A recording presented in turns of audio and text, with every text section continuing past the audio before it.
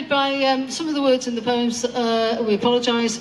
Obviously, it's inclusive, this event. Next up, because we know you're all freezing, and I just want to say this one thing, that when you applaud with gloves on, we can't hear you. So what you need to do is go, yeah! Yeah! Like that, fantastic. Please give a warm welcome to Aisha Mirza.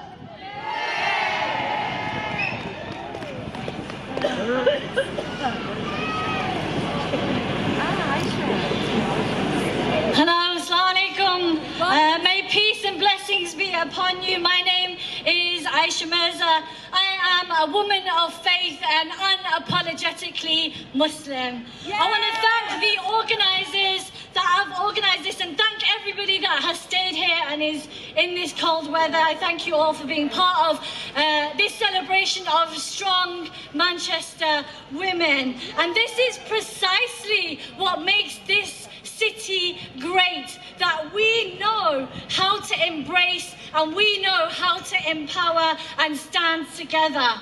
And I look at everybody who's here and I have this immense feeling of hope that in 100 years we have come so far from the work of the radical suffragettes, but we have still so far to go. So I want to ask you a question. As a hijab wearing woman, do I look oppressed? No! Do I sound oppressed? No! So why is it that our government and that some powers to be are hell-bent on policing and controlling my choice to wear what I please?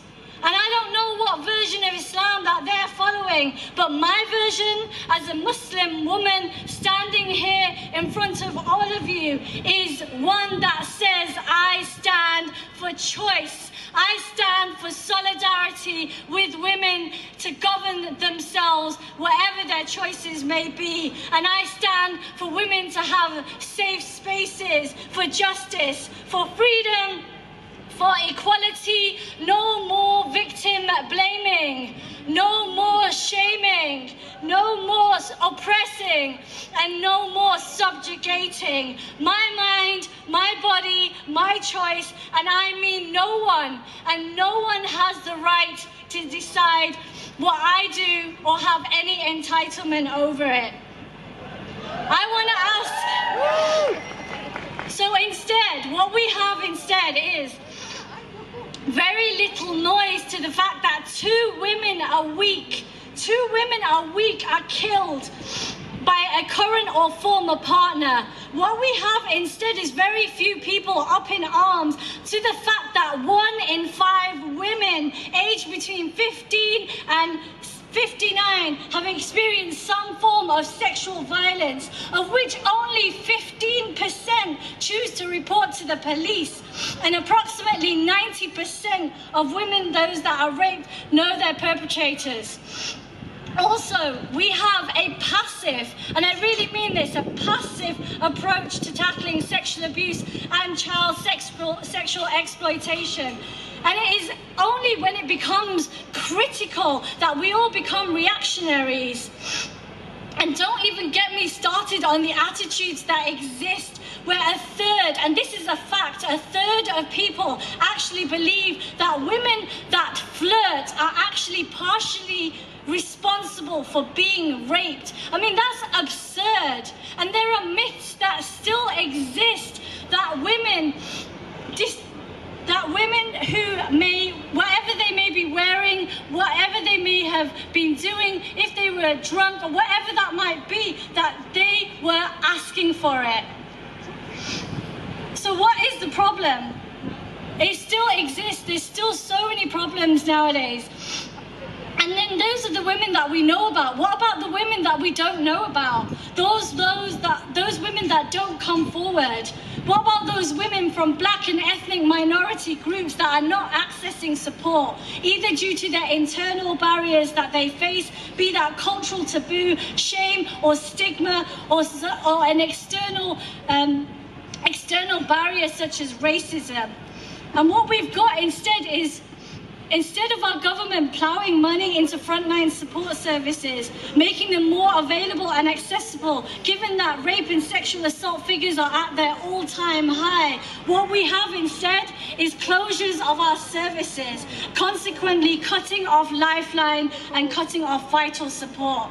And instead, what we have is irresponsible media outlets who are too busy creating an atmosphere of hate and an atmosphere of disdain, of hatred towards the other, be that migrants or be that Muslims, taking our focus away from what really matters.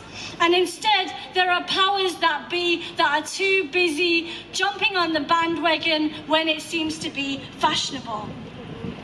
So what I'm saying to you today is that for far too long we've had these scandals that keep coming out. We look at the current scandal of Weinstein and Nassar and of men abusing their positions of power. We see the issues and scandals around Oxfam, Red Cross and UN peacekeepers abusing and exploiting those they are meant to protect. And as per usual, it has taken campaigns like Me Too and Time's Up and recently AIDS Too for people to finally wake up.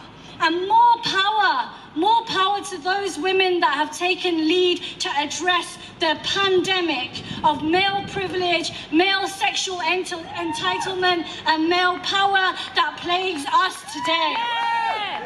I say I am done. I really am. I'm a counsellor. I am done with picking up the pieces post-trauma, post-abuse, post-scandal, and I am done with hearing prevention is better than cure.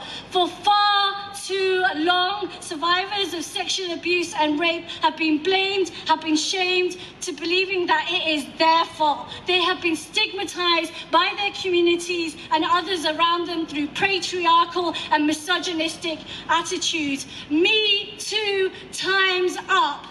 For far too long, people have covered up, shut up, or simply turned a blind eye to those in positions of power who systematically have abused that trust. It's time to speak up and speak out. And for far too long, families within certain communities have been aware of abuses taking place and have worried more about dishonor than doing what is necessary to keep their loved ones safe. It is time to break the silence. Enough is enough. It is time to empower. It is time to educate. It is time to eradicate. We educate.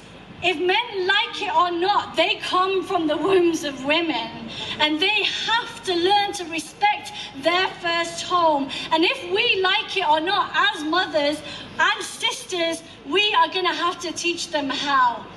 We empower. We teach her it is never her fault, that she matters, her voice matters, her choices matter, her life matters, her purpose, her dreams and her hopes all matter. Finally, we eradicate the fear. We eradicate the fear that allows abuse to continue. We eradicate the culture of shame and dishonor that gives perpetrators freedom. And we eradicate the language of stigma, which gives way to silence. And it starts with us. Women's revolution starts here right now. Like I said, we have come so far, and we have still so far to go. We are not going to be reactionary. We are going to do pro-action. We do not want any more Celine Dukrans or Samia Shahids. My name is Aisha Mirza, and I stand in solidarity with survivors here and abroad. Thank you.